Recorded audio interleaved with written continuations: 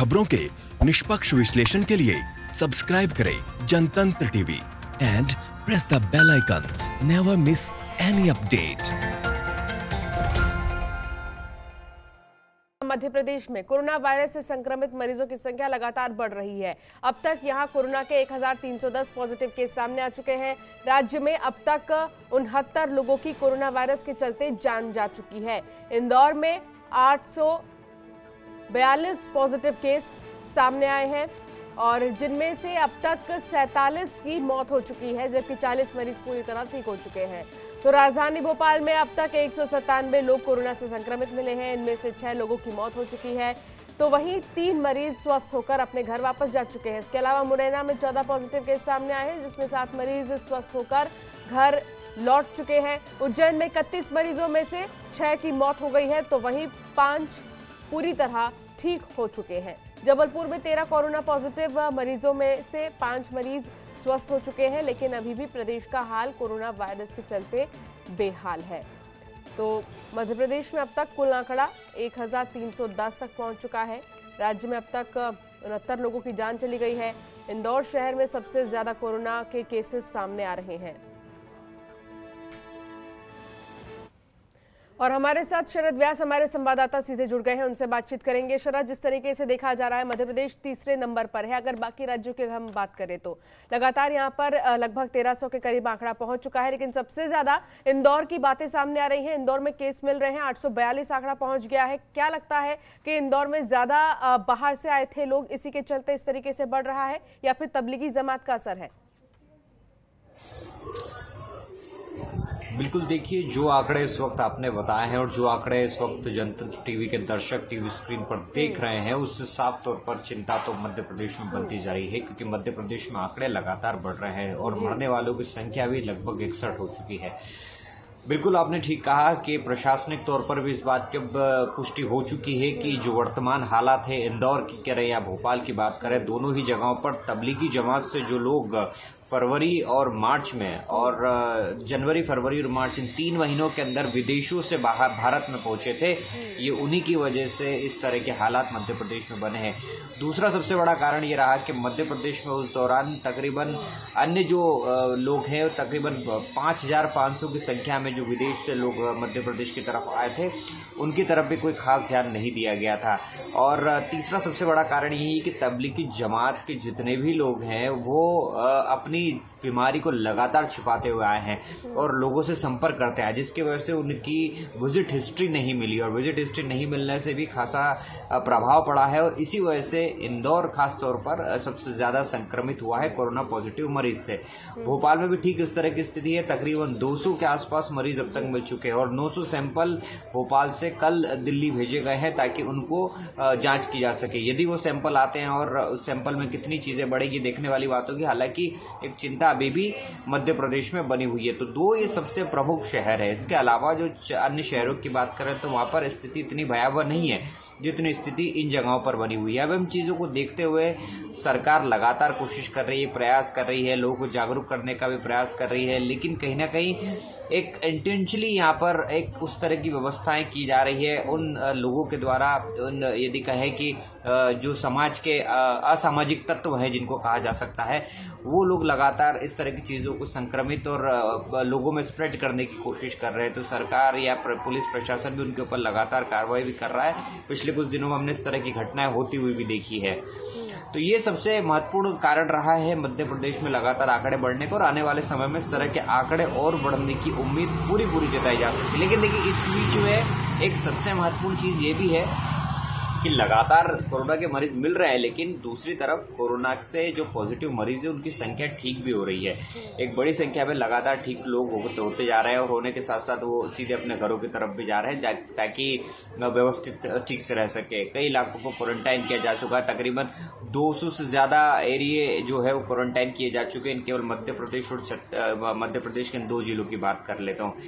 अब इस बीच में प्रशासन के ऊपर एक सबसे बड़ी चुनौती ये भी बनती है कि केवल मुख्यमंत्री अकेले कब तक किस चीजों का भार ढोएंगे, क्योंकि कहीं ना कहीं एक जरूरत पड़ती है, एक स्ट्रक्चर की जरूरत पड़ती है और इसके लिए अब आने वाले समय में मंत्रिमंडल को लेकर भी एक सुगबुगाहट तेज हो चुकी है। इन सभी चीजों को जोड़ कर एक के बाद एक यदि हम देखेंगे तो मंत्रिमंडल को और मंत्रिमंडल का बहुत बड़ा रोल होता है इसमें कि लगातार अगर एक डिपार्टमेंट किसी को अलॉट कर दिया जाता है तो वो खुद इसकी निगरानी करता है। लेकिन कहीं ना कहीं कई बार विपक्ष की तरफ से इस सवाल उठाया गया है। बाकायदा कमलनाथ ने प्रेस कॉन्फ्रेंस की थी इसको लेकर, इससे पहले चिट्ठी लिखी गई थी और बार बार ये मांग की गई थी कि जल्द से जल्द मंत्रिमंडल का गठन किया जाए मध्य प्रदेश में। लेकिन क्या लगता है शरद, जो फिलहाल टेस्टिंग की गति है मध्य प्रदेश में वो कितनी तेज है? क्योंकि कई जगह ऐसे केसेस मैं देख रही थी कि बार बार सामने आ रहे थे जहां पर पहले कोई भी इंसान मर जाता है, उसकी मौत हो जाती है और रिपोर्ट्स बाद में आते हैं। तो मध्य प्रदेश की क्या स्थिति है, वहां पर टेस्टिंग कितनी तेजी से किया जा रहा है? बिल्कुल, देखिए सही बात कही आपने। कई जगह इस तरह की खामी देखने में नजर आई है जहां पर मरीज, चूंकि एक बीमारी ऐसी है कि इसको आसानी से समझा नहीं जा पा रहा है कि सर्दी खांसी होती है, बुखार आता है और बुखार के बाद एकाएक इसके अंदर सिम्टम्स दिखाई देते हैं और उसके बाद एक्शन पे चीजें आ जाती है। तो इस चीज को जितना पकड़ने में नहीं आ रहा है, इसी वजह से इसकी जो जांच हो रही है उसमें भी कहीं ना कहीं वो चीजें नहीं समझ पा रहे हैं, डॉक्टर्स भी नहीं समझ पा रहे हैं और ना ही उसके अंदर जो खुद मरीज होते हैं वो भी नहीं समझ पाते कि उनके ऊपर आखिर परेशानी क्या है। अब मध्य प्रदेश में इस तरह की व्यवस्था की गई है क्योंकि जिस तरह हमने 2 बार में भी हमने देखा है कि इंदौर में तकरीबन 1100 के आसपास और भोपाल से तकरीबन 900 के आसपास ऐसी लगातार सैंपल गए, जिनको 1 से 2 दिनों के अंतर्गत उनको वापस से उनकी सैंपलिंग की जांच करके उनको दोबारा बुला लिया जा रहा है। हालांकि एक कंपनी, पुणे की एक कंपनी जिससे ऐसी किट बनवाई जा रही है जिससे 3 से 4 घंटों के अंतर्गत उसकी रिपोर्ट निकलकर ऑटोमेटिकली सामने आ जाए, इसकी तकरीबन 1 लाख के आसपास ऐसी किट की ऑर्डर भी दे रखा है। लेकिन हालांकि वो किट अभी तक मध्य प्रदेश में आई नहीं है। तो सरकार अपनी तरफ से कोशिश कर रही है, लेकिन चूंकि ये संक्रमण ऐसा है, कोई भी सरकार मध्य प्रदेश की नहीं है, अपितु अन्य राज्यों की सरकारें भी, संक्रमण ऐसा है कि जैसे आम आदमी हो या डॉक्टर हो उसको समझने में थोड़ी परेशानी जरूर हो रही है। हालांकि जितने भी जो वैज्ञानिक है, जो अन्य लोग हैं जो रिसर्च कर रहे हैं, वो अलग अलग सिम्टम्स जरूर बता रहे हैं। ज्यादा बढ़ गई है। शरद, बहुत महत्वपूर्ण जानकारी आपने हम तक पहुंचाई है, बहुत बहुत शुक्रिया आपका हमारे साथ जुड़ने के लिए। तो लगातार जिस तरीके से देखा जा रहा है परेशानी बहुत ज्यादा बढ़ गई है, लेकिन इन सब के बीच इससे लड़ने की बहुत ज्यादा जरूरत है। बीजेपी टास्क फोर्स के बाद अब मध्य प्रदेश में कोरोना से निपटने के लिए सरकार ने सलाहकार समिति बना दी है। ये समिति सरकार को कोरोना आपदा से निपटने में मदद करेगी। कोरोना की रोकथाम के लिए सामाजिक और प्रशासनिक स्तर पर क्या कदम उठाए जा सकते हैं, इस पर भी समिति अपने सुझाव सरकार को लगातार देती रहेगी। मुख्यमंत्री शिवराज सिंह चौहान ने कहा कि कोरोना के खिलाफ जारी लड़ाई में सभी अपना 100% दे रहे हैं। ये लड़ाई भले ही मुश्किल हो, लेकिन इसमें जीत हमारी ही होनी है। कोरोना से निपटने के लिए सरकार ने एक सलाहकार समिति बनाई है और साफ तौर पर इस के साथ ही इसमें कुछ 13 सदस्य हैं जो अब इस आपदा से निपटने की तैयारी करेंगे। तो वहीं रायसेन में नोवेल कोरोना 19 संक्रमण से बचाव के लिए लॉकडाउन और सोशल डिस्टेंसिंग का पालन सुनिश्चित कराया जा रहा है। कलेक्टर भार्गव के निर्देश अनुसार अधिकारियों के जरिए क्षेत्र की लगातार निगरानी रखी जा रही है और कोई कानून को तोड़ता है तो उसके खिलाफ केस दर्ज किया जाता है। तो वहीं बेगमगंज में एसडीएम संजय उपाध्याय ने बताया कि पक्का फाटक स्थित मस्जिद में कई लोगों को एक साथ जुमे की नमाज पढ़ते हुए पाया गया, जिसके बाद मौके से 6 लोगों को गिरफ्तार किया गया और 25 लोग भागने में कामयाब हो गए हैं, जिनकी तलाश की जा रही है। तो लाख अपील के बावजूद कुछ ऐसे लोग हैं जो लगातार लॉकडाउन का उल्लंघन कर रहे हैं और एक साथ एक ही जगह पर इकट्ठा भी हो रहे हैं। साफ तौर पर इससे कोरोना के बढ़ने के चांसेस और भी ज़्यादा हो जाते हैं, फैलने के चांसेस और भी ज़्यादा हो जाते हैं और इसलिए ये बार बार कहा जा रहा है कि सोशल डिस्टेंसिंग का पालन आप सब ज़रूर करें। फिलहाल मौके से 25 लोगों को अगर देखा जाए तो इनकी तलाशी ली जा रही है जो फरार हो चुके हैं, लेकिन 6 लोगों को गिरफ्तार कर लिया गया है।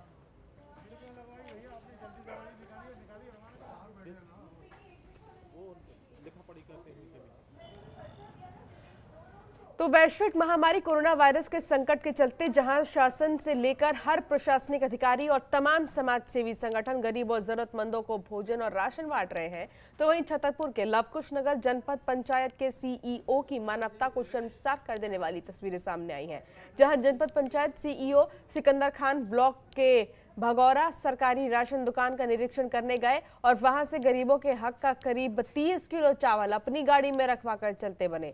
तो वहीं मामले की जानकारी ग्रामीणों ने कलेक्टर को दी, जिसके बाद छतरपुर कलेक्टर का कहना है कि जो भी दोषी होगा उसके खिलाफ कड़ी से कड़ी कार्रवाई की जाएगी।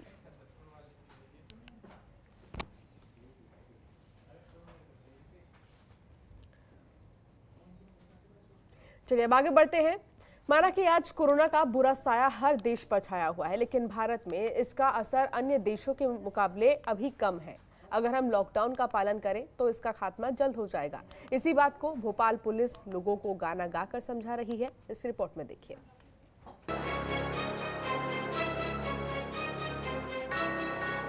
सबसे ज्यादा शक्तिशाली कहे जाने वाले देश अमेरिका भी आज कोरोना के प्रकोप से परेशान है।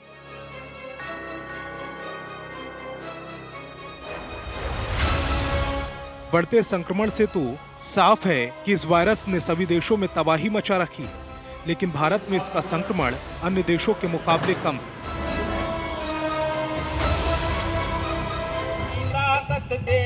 इसी बात को तो पुलिसकर्मी गीत के माध्यम से बता रहे हैं। ये गाना न सिर्फ भारत की शक्ति को बता रहा है, बल्कि साथ ही ये संदेश भी दे रहा है कि डरने की जरूरत नहीं है। ये वीडियो भोपाल पुलिस का है, जो लॉकडाउन के दौरान गलियों और सड़कों पर गाना गाते हुए लोगों को सतर्क कर रहे हैं। इसी दौरान पुलिस ने गाना गाकर घर में रहने और समय समय पर हाथ धोने की सलाह भी दी। इतना ही नहीं, चेकिंग के दौरान ड्यूटी पर तैनात पुलिसकर्मियों का हौसला बढ़ाने के लिए ये गाना गाया गया। इन दिनों पुलिस हर तरीके से लोगों से अपील कर रही है कि इस लॉकडाउन में पुलिस का साथ दें और जितना हो सके घर में रहें। ब्यूरो रिपोर्ट, जनतंत्र टीवी। ये अर्ज लगाता हूं, कोरोना की ताकत देखो। बात करेंगे इंदौर की, जहां के आईजीपी विवेक शर्मा ने भी लोगों से गाने के जरिए सतर्कता बरतने की अपील की। साथ ही ये भी विश्वास दिलाया कि अगर हम सभी साथ चलेंगे तो इस महामारी से छुटकारा पाया जा सकता है। दरअसल दिन रात ड्यूटी कर रही पुलिस का मनोबल। इंदौर के आईजी विवेक शर्मा ने अपने पुलिसकर्मियों का हौसला बढ़ाया। उन्होंने हम होंगे कामयाब गाना गाया, जिसमें उन्होंने कोरोना से मिलकर जीत हासिल करने का भरोसा दिलाया। होगी शांति चारों ओर, होगी शांति चारों ओर, होगी शांति चारों ओर, एक दिन हो मन में है विश्वास। कानून व्यवस्था बनाए रखने के साथ साथ पुलिसकर्मी लॉकडाउन का पालन कराने के लिए काफी मेहनत कर रहे हैं। आईजी विवेक शर्मा के गाने में एक बड़ा संदेश छुपा हुआ है। उनका कहना है कि अगर हम साथ साथ होकर हाथ में हाथ डालकर चलेंगे तो इस जंग को जीत सकते हैं। हम कोरोना से डरेंगे नहीं, तभी हम कामयाब होंगे। पूरा है विश्वास, हम चलेंगे साथ साथ एक दिन। नहीं डर किसी का आज, नहीं डर किसी का आज, नहीं डर। हम होंगे कामयाब। इस कोरोना की लड़ाई में सभी का साथ मिलना जरूरी है और यही संदेश आईजी विवेक शर्मा ने दिया। नहीं डर किसी का आज, एक दिन वो दिन जरूर आएगा जब एक बार फिर से सभी लोग शांति के साथ सड़कों पर निकलेंगे। हम साथ साथ हाथ में हाथ डालकर चलेंगे तो हम इस जंग को जीत सकते हैं। हम डरेंगे नहीं, कोरोना से डरो ना। ब्यूरो रिपोर्ट, जनतंत्र टीवी। हम में से कुछ लोग इस लड़ाई के दौरान गिरेंगे, निश्चित रूप से गिरेंगे, पर हम गिरने नहीं देंगे किसी को। और अगर हम ऐसे चलेंगे तो निश्चित रूप से शांति स्थापित। तो वहीं गरियाबंद में कोरोना की अफवाह फैलाने वाले युवक पर एफआईआर दर्ज कर ली गई है। ऐसा बताया जा रहा है कि मजरकट्टा के रहने वाले इस युवक ने सोशल मीडिया के जरिए एक मोहल्ले में कोरोना फैलाने की गलत जानकारी दी थी, जिसके बाद पुलिस ने मामले में जांच करते हुए युवक को पूछताछ के लिए थाने में ले गई। इसके साथ ही अब पुलिस ने सभी लोगों से अपील की है कि किसी भी अफवाह पर ध्यान न दें और प्रशासन को सही जानकारी दी जाए।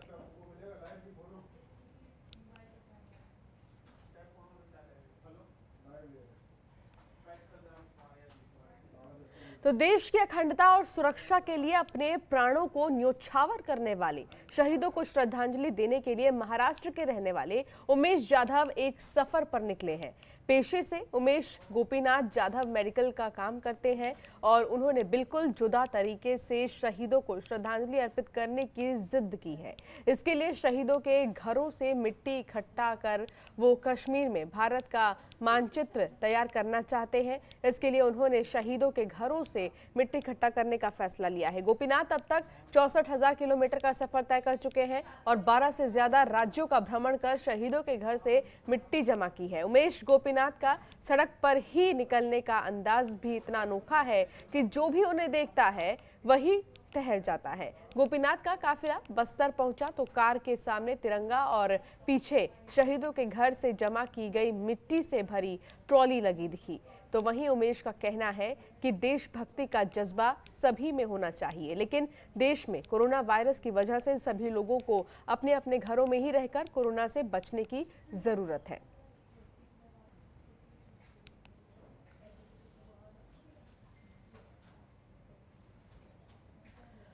और इस बीच बड़ी खबर आपको बता दें, जहां जनतंत्र टीवी की खबर का बड़ा असर हुआ है। गरियाबंद में आर्थिक संकट से जूझ रहे परिवार के घर प्रशासन पहुंचा है। पादुका बाई के घर पहुंचे प्रशासन के आला अधिकारी। आपको बता दें कि पादुका बाई के घर पहुंचकर राशन और नगद 7,000 रुपए उन्हें दिए गए। दोनों बेटे के नाम पर बनेगा अलग अलग राशन कार्ड। तो जनतंत्र टीवी ने प्रमुखता से ये खबर दिखाई थी, जिसके बाद इस तरीके से उनकी मदद की गई। तो दोनों बेटे के नाम पर अलग अलग राशन कार्ड भी बनेगा। हर जरूरतमंद की मदद भी अब की जा रही है। तो छत्तीसगढ़ में जिस तरीके से देखा जा रहा है कि कोरोना वायरस से जूझ रहे कई लोग ऐसे सामने आए, लेकिन इन सब के बीच लगातार सरकार ये अपील कर रही थी कि सब अपने घर पर ही रहे। मनमोहन हमारे संवाददाता हमारे साथ जुड़ गए हैं, उनसे बातचीत करेंगे। फिलहाल मनमोहन, क्या कुछ जानकारी मिल पा रही है, किस तरीके से मदद की गई प्रशासन की तरफ से? कि जो पादुका बाई के घर के परिवार के सदस्य की आर्थिक स्थिति जिस तरीके से थी और उसके परिवार के जो छोटे छोटे दूध मुहे बच्चे थे वो भूख मरने के कगार पर थे। और इस खबर को हमने प्रमुखता के साथ जनतंत्र टीवी ने प्रमुखता से दिखाया है और इस खबर को देखने के बाद स्थानीय प्रशासन हरकत में आया और यहाँ के जो स्थानीय देवभोग एसडीएम हैं और जनपद सीओ और बैंक के अधिकारी उनके घर पहुंचे और उनको वहां पर नगद 7,000 रुपया दिया है उनके परिवार को। और उनके जो उनके 2 बच्चे हैं, दोनों बच्चों के नाम से अब राशन कार्ड बनेगा। तो कहीं ना कहीं जनतंत्र टीवी का बड़ा असर हुआ है और जिसके बाद परिवार को यहाँ पर एक राहत मिली है। जी बिल्कुल, प्रशासन की तरफ से मदद तो की गई है इस गरीब परिवार की, लेकिन इन सब के बीच मनमोहन कहीं ना कहीं अभी समझने की जरूरत है कि इस मुश्किल घड़ी में खुद लोगों को इनिशिएटिव लेना चाहिए, खुद इनकी जिम्मेदारी उठानी चाहिए और हर जरूरतमंद तक पहुंचना चाहिए और उन्हें राशन मुहैया करानी चाहिए। देखिए, कुछ संस्था है जो वहां पर पहुंची है और पादुका बाई के परिवार के लिए भी आर्थिक सहयोग करने का यहाँ पर जिम्मा उठाया है। लेकिन यहाँ पर जो बता दूं कि जो पादुका बाई थी वो एक स्व सहायता समूह की से लोन ली थी और जिसका लोन नहीं पटाने के कारण जिस तरीके से प्रधानमंत्री जी ने यहाँ पर हर गरीब को प्रधानमंत्री धन जन खाते में 500 रुपया दिया है, तो वह 500 रुपये भी वह आहरण नहीं कर पा रही थी क्योंकि वहाँ पर बैंक प्रबंधन उसे बैरंग वापस लौटा रहा था। तो इस खबर को जब हमने दिखाया तो बैंक प्रबंधन भी हरकत में आया और वहाँ पर जाकर उसे राहत दी है। और अब देवभोग के सीओ हैं वो उनके परिवार को एक जिम्मेदारी दी है कि वो स्व सहायता समूह में मास्क बनाए जिससे उनको राहत मिलेगी। जी चलिए, बहुत बहुत शुक्रिया मनमोहन नेताम, आपने तमाम जानकारी साझा की हमसे। तो दोनों बेटे के नाम पर भी अब अलग अलग राशन कार्ड बनेगा। इस गरीब परिवार की मदद की गई है और साथ ही आपको बता दें कि जनतंत्र टीवी ने प्रमुखता से इस खबर को दिखाई थी, जिसके बाद प्रशासन ने मदद की।